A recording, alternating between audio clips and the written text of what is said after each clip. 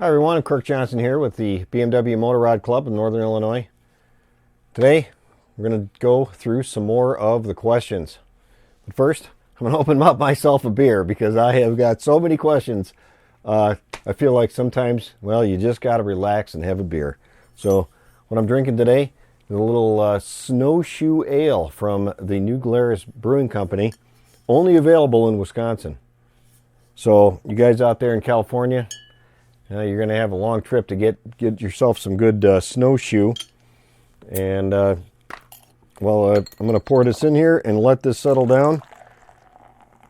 We're going to get to some of your questions here in just a moment. First, I'd like to say a very big thank you to the people that are supporting me over on patreon.com/KirkJohnson. The few of you guys that are out there, just thank you. You guys are awesome. I really appreciate the monthly support that is going directly towards creating more of these videos. If you'd like to be involved, those of you who are not involved, would like to be involved, just check in a link down in the description and click on that. It'll take you over to my Patreon page, of which you can see is over on the computer monitor over there, and you'll be able to see what's going on there, get a little something in return for your support, and really help me out. I've been able to buy some new video equipment. I'm using a new camera today. I also have some new lighting here and kind of some studio lights that I was able to purchase. And just know that every bit of the money that comes in from both Patreon as well as the sales of that poster that's in the background that so many of you have received, that money's going directly back into making more videos. So I get a lot of questions through my email as well as through the YouTube comments, and I'm just going to address some of those out there publicly because I know you guys, some of you can get a lot from it. I certainly get a lot. I get a lot of advice too on my videos as well as how to do things, and I appreciate every bit of it. Let's get going on it though. So this came in through the email. Guy Rasabi wrote, "Hello Kirk, I saw the DIY video replacing the front and rear shock of the LT. I have an RS, a K12 RS, 2002, and my rear shock is leaking. It's not as smooth as I expect it to be. I see on eBay HyperPro Sport rear shock absorber around $500 before shipping, but in the picture it does not seem to have the adjustable rebound. Can you tell me, do you recommend on this firm? It fits my bike, and do I need to use the rebound?" Well, if your bike came with a rebound adjuster on there, then yeah, I would say definitely go with that. You know, that's how you kind of dial it in to you. As in regards to getting a new shock off of eBay, I think it says it was a new one. Anyway, I'm not sure that I would buy a new shock from eBay, and the only reason being is that you may not be able to get the kind of service that you need to. If something goes wrong with the shock or comes in, you know, it's flat or it's got the wrong spring rate on there, I would really give Ted Porter a call over at beamershop.com and talk to him in regards to getting yourself the proper setup. You probably have to spend a little bit more than $500 on that shock, but I would really encourage you to do just that. Next question. And I'm going to refill my beer here, even though I haven't taken a drink yet. I'm trying to get the whole thing in there. Michael von Raschenberger wrote, "Hey Kirk, I've had a K12 LT 2000 for 2 years now and had the 80,000 kilometer service included. Wanted to flush the brakes to start fresh next season, but I have a question in regards to your manuals. In the rear brake ABS unit flush, when doing the front part, you keep referring to the reservoir. Which one? At one of the handlebar or the one attached to the ABS unit?" Well, I'm not really sure how to address your question because it's a little confusing the way you wrote it. But so on the 2000, the front is just that. It's the front. So it's that front one that's attached only to the handlebar. So that whole circuit runs from the handlebar, goes through the ABS unit, and then goes down to the brake calipers. On the rear circuit, That one's the one that's underneath the rear seat, over on the right side, under, by the saddlebag. That is the only feed that goes from that part. It goes from that reservoir through the brake pedal to the ABS unit and then out to the calipers. So it's a little bit simpler setup. It's kind of a straight through setup, and that's how you get through that on the 2000. I hope that answers your question. Jeff Forns wrote in regards to an 02 LT with integrated brakes. I love the maintenance repair videos on the LT. This is my second one. My first was a 99. I rescued, rebuilt, took to the frame, started over.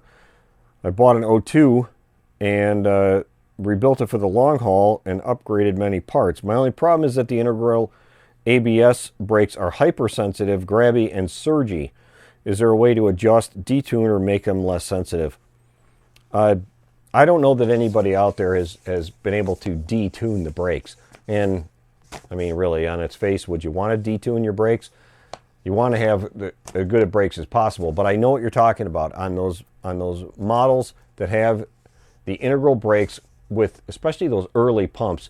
They have a tendency to really be grabby at the slow speeds. So my suggestion would be just use one finger on your brakes at slower speeds. You're navigating around a parking lot or something. Go out and try it before you have to really, become invested in that idea. But go, just use one finger on the brakes. Maybe even don't use your pinky so much because it's out at the end. It's going to be even more dramatic. Do it more towards the inside of the bar so that your finger just isn't, you're not able to use a lot of force. You're not using a whole grab hand on there and really, locking up that front and causing issues. So try it out. Next question. Tom Battis wrote in regards to an 01 LT. Hello, gentlemen. I'm new to the K-bike. I've picked up a 01 with 2,500 miles on it. Wow, that's pretty good. And now I have 4,500 on it, and came to an end when the stock relay failed while riding at highway speed.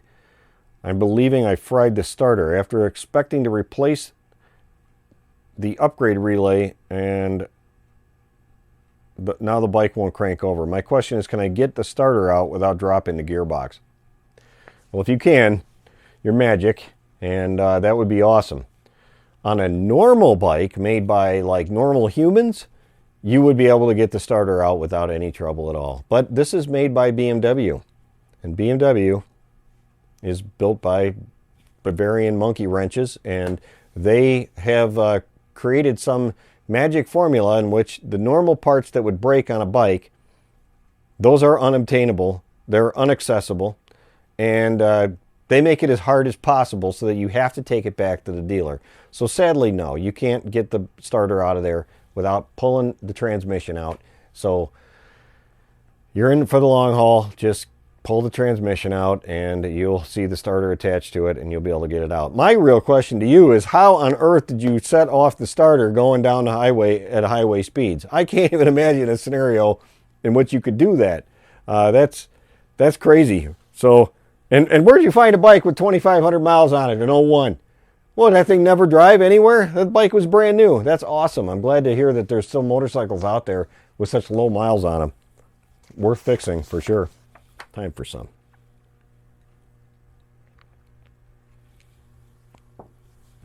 Oh, that's good.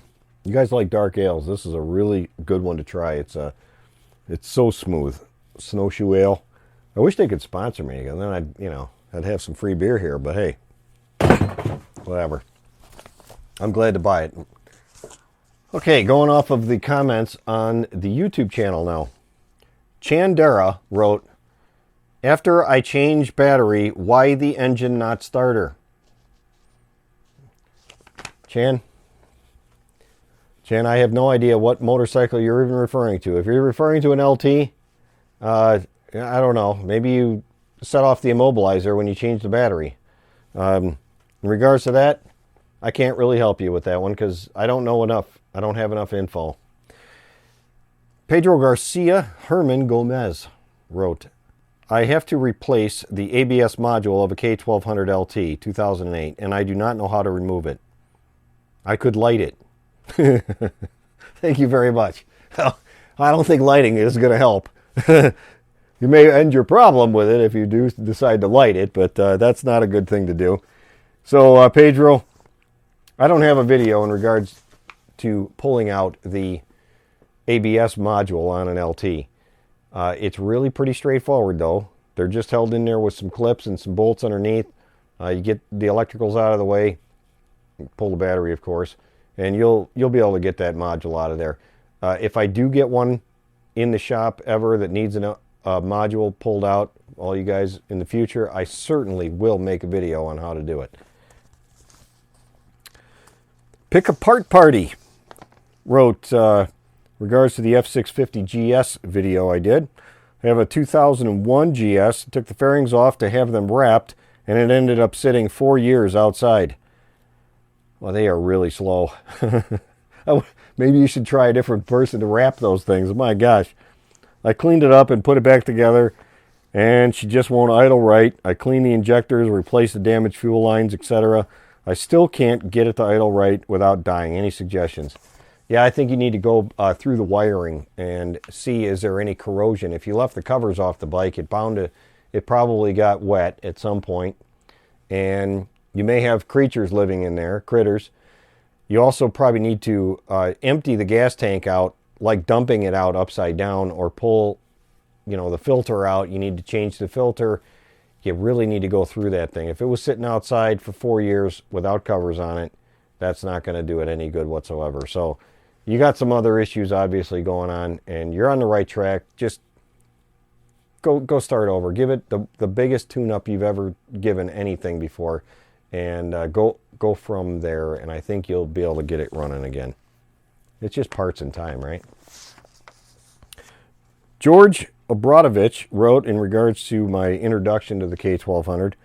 Videos are great, Kirk. The LT is a tremendous value for those that can turn a wrench. For those that can't, there's always the old wing. Well, the old wing definitely needs some work too, and I thank God I've never had to work on one of those. I don't want to work on one of those. And quite frankly, I'm still too young for a wing, so I'm not going to have one of those either.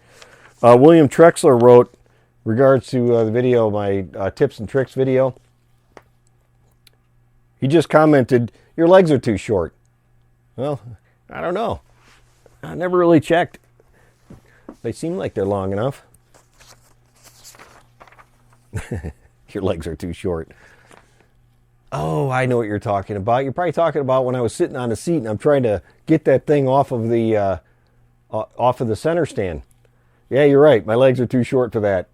But I don't know how to get longer ones. I can't really stretch them. Mike Williams wrote in regards to the Avon Storm 3D XM video. He had these tires on his bike, ST1000. They worked better than my Battle Axe tires. They went square for no reason. I sort garage advice. They said it was very strange. Avon Storm 3D, 5 out of 5. Well, I'm not sure how to address that one either. That's a weird question or comment or anything. I'm glad the tires are working for you. How's that? Both Ole Thantos and Robert Irwin are looking for posters in regards to other motorcycles. Guys, just want you to know that is definitely on my radar of things to do. It was a huge help for the LT community when I put that poster out there. And again, little segue, right there's the poster. If you want to get one, please just check the link down below and click on it. It'll take you right to the eBay page where I got it set up. And a real quick side note on that, for you international buyers out there, I have changed the international stuff to basically reflect the actual cost coming out to you guys instead of the added eBay fees that they put on there. I know some of you guys were paying just an exorbitant amount of money to get one of those posters, sent across the country, or not across the country, but around the world. And I changed that, so I'll hopefully save you guys some money. Jeff Tyman wrote in regards to my introduction video. I looked it up. The 1200 weighs 850 pounds. Not really heavy for cruising standards. I found a deal for a 99 LT for $3,000. Now watching your video here, I may never own a BMW. I didn't hear anything positive about this bike except for the brake lines, which would be my very first thing I would change out. Everything else needs to be done. For most cruisers, there are a few exceptions. But thank you for your honesty and candor. At least, if I do go look at it, I will know what to look for and what to ask. After I hear back from this guy on mileage and stuff, I still may be interested in buying the bike. My next purchase is a touring model bike leaning heavily towards Harleys and a gold wing. Well, you must be old, Jeff. Right now I have an HD Sportster Iron 883 and love it, but it's not a very long distance bike for multiple day trips and trips over 400 miles long. Thanks again. Ride safe and be vigilant. Well, Jeff, the LT is certainly not for everybody. I wanted to make that video as honest as I could.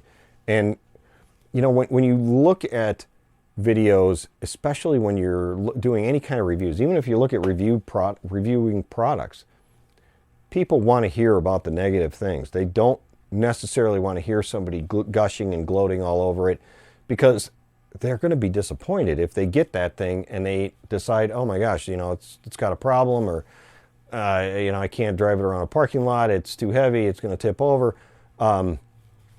People want to know those negative things. I mean, I could make a video talking about all the glowing things about the LT. I love the LT. I always have. And ever since 11, when I bought mine, I really do enjoy it. So just watch the videos for what they are, and I don't know. You make up your own mind. If you want a wing, well, hopefully you're not going to need a walker soon, because, you know, those wings, they're pretty old. Just kidding. Kevin Vokes wrote in regards to my oils and lubes video. Castrol or Mobil 1 only. Well, that's all you wrote, so I don't know what you're talking about. I don't really use Mobil 1 in an LT. I know a lot of you guys do out there and have great success, but that's not what I use. And you do whatever you want. You know, that's why they make so many different oil brands, so you can do whatever you want. Time for some more.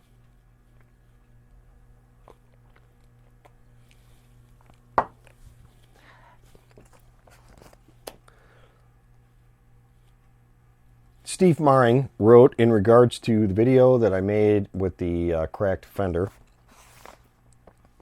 Wow, I just took mine off my 2000 LT and it had the exact same crack. This is exactly what I needed. Thanks, Kirk. Well, you're welcome. Thanks for the comment, Steve. Merlin Geike wrote, thanks for the welcome DIY video. And that was the video that I did with the showing how to replace the fork seals and, you know, refill up the tubes. Wishing you all the best, very best from down under in Australia. Thanks, Merlin. Ray Kirchendorfer on my DIY motorcycle first aid kit wrote, I would advise not to put any weight on the license plate bracket. Mine cracked with just lights on them. Well, Ray, you may have actually broke that prior to putting any lights on there, or maybe the guys that put the lights on there broke it.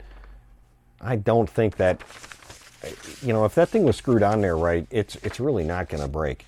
I've had mine on now for, I've had a box on the back of mine since 2012, and I probably have put about 60,000 miles on since then, and have taken mine like off-road and over some small jumps and just done stupid things with my LT. And besides, I live in Illinois. I mean, have you ever been to Illinois? Illinois is just made of potholes. It's one gigantic pothole from hell. So, yeah, it holds up pretty well. Rod Anderson wrote on my tips and tricks video, I'm 6 feet 6 inches tall, weigh 233 pounds, so lifting the LT onto the center stand really isn't a problem. I'm very interested in the aftermarket headlight bulb you have fitted to yours. And although I do very few miles at night, as my light is hardwired on, as is the law here in New Zealand, anything that will help other motorists, car drivers, has to be a good thing. Well, my headlight I get from DDM Tuning. That's the only place I get a headlight from. If you're referring to those other lights that are underneath there, the little side lights, those you know what, I don't remember where I got those from. Let me think here. I got those lights from advmonster.com, and they're just, I think they were like $50 for those little side marker lights that I have on there. And yeah, they work pretty good. I don't really use them for added light because I get so much light out of the headlight, but I do it just for the other motorists that are out there. Rod also wrote that he liked the video that I did where I attached the mirrors to the frame of the bike with a bolt. It says it has to be a better and cleaner looking solution than duct tape, which my right side one is currently held onto the bike. Little job for tomorrow. Yeah, Rod, that's great. Yeah, it really does do a good job. The only thing you got to look out for when you screw those things directly onto the frame of the bike is, well, you know, if you do drop the bike, you really do risk breaking the mirror entirely, and it will be unusable. I'm willing to take that risk because I don't want my mirrors just jettisoning off the bike like they normally do whenever you hit a pothole. And as I mentioned earlier, Illinois, remember? Pothole. That's what they should just rename the state after it goes bankrupt. It'll be the state of pothole. Alejo MTB wrote in regards to my video where I changed out the springs on the LT. Hi Kirk, I need your help. I have an R1100 GS and I tried to do the same, but the shock is different. I bought the HP spring, tried to install it. I found that I needed to unscrew the final end of the shock where the HS bolt is located. All this to get the spring out. I did so, and after a few seconds, a little dipstick, I think that's the name, went out and let the oil and nitrogen gas out. Having said that, please let me know how to replace it. Or, yeah, that is one that you are definitely going to have to give beamershop.com. Call Ted Porter. Tell him what happened. He could probably help it out and rebuild it, re-energize it with oil and gas and all the like. So give Ted a call. Glenn Wallace wrote to me, asked me, said, I have a 2009 in great shape with under 20,000 miles. What is a fair asking price? Glenn, I really don't know what a fair asking price is for a 2009. I don't even know what a fair price would be for my own bike. I really have no advice for you in regards to that. You'll have to look elsewhere for that one. I'd go onto the LT forum maybe and write something there. People will help you out. Maybe there's people that have already bought one and they can tell you what a fair price would be. Riding Round wrote, Hi Kirk, can you expand on the O2 sensor comment? I have a 2000 LT and I'm only getting 25 miles a gallon with a lot of soot on the tailpipe. Yeah, I did make a video on that one on how to change out your O2 sensor, and it sounds like you have a very classic sign of an O2 sensor that's gone bad. You could always put it on a GS911 tool or take it to the dealership to confirm it, but there's really no need. At this point, you just need to change out the O2 sensor and ride on, because I think that you'll find it's going to work a lot better. Jeremy Sum wrote, bought exactly the same bike. I have only 23,000 kilometers on it, but we'll go with your advice to change out the brake lines. Managed to buy a Don Muddy Man's armrest brand new. Don must have a couple somewhere. Very happy. Yeah, those are really nice armrests, and if you can find them, man, that's a way to go. I wish he'd produce some. Don, hey Don, if you're out there, please remake some of your products, because people are still wanting those. And as in regards to the brake lines, yeah, definitely, guys. Again, if you're out there and you have original brake lines on your LT, I don't care what year it is, even if it's an '09 with 2,300 miles on it, change the brake lines. They're going to break. It's not a matter of if, it's a matter of when. They're going to burst on you. They're old now. Even if they're just sitting and they look brand new on the outside, that's not where the problem starts. It's on the inside. So change out the brake line. Thank you for the overview. If you happen to know someone that does the same quality review for the GSA, please let me know. I've enjoyed watching your videos. Yeah, I don't know anybody that's done one for the GSA, but I could probably find somebody to do one, and it's probably a great idea. I think that would make a great video. We have several GSA owners in our club, and I'm sure we can get something together here. Scott Janney, in regards to my front bearing video. Great video. I worked on in a BMW motorcycle shop years ago. I would suggest a few things. Use propane or MAP gas torch to heat up the outer race. This gets the race hotter and quicker so as not to transfer heat to the bearings. You will only have to gently tap the bearings in or out. If you want the bearings to last longer and ride smoother, gently pry the rubber seals and put more grease in them. For some reason, there's very little grease from the factory. Yeah, great. Those are great things. If you can, use the axle when installing the bearings, spacer to help align the three. When putting the bearings in, put the number stamped on the side to the outside. Yeah, great ideas. All very, very worthwhile advice. Yeah, thank you. LT Voyager. LT, yeah, you're definitely one of my favorite commenters. You have a lot of knowledge, and we definitely appreciate seeing your comments in there. LT Voyager wrote in regards to the video where I created that pre-inspection video.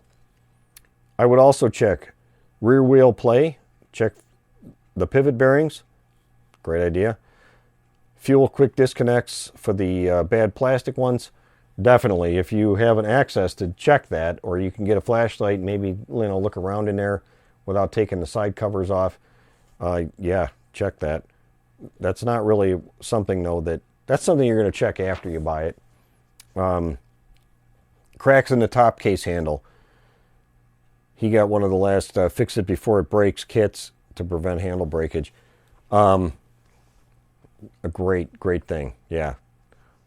Again, that's going to be, then, you have to look at, okay, if it has all those things, is it going to be, what's the price of the motorcycle? Is it going to be worth you still buying it? And go from there. Last question comes from Rick Brosley in regards to the Garmin tutorial, how to build a map in Basecamp.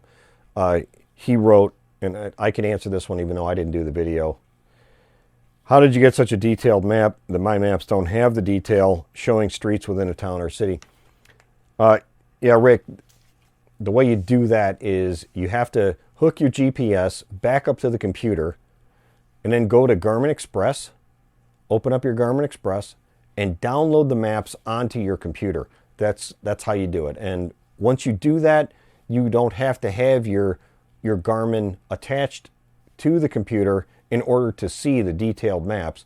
You'll have them on your local hard drive, and you'll be able to go from there. So, guys, thanks so much for watching this, and if you appreciate it, give it a thumbs up. If you hated it, well, give it a thumbs down. But check those links below, and I will see you guys on the next one. Thank you.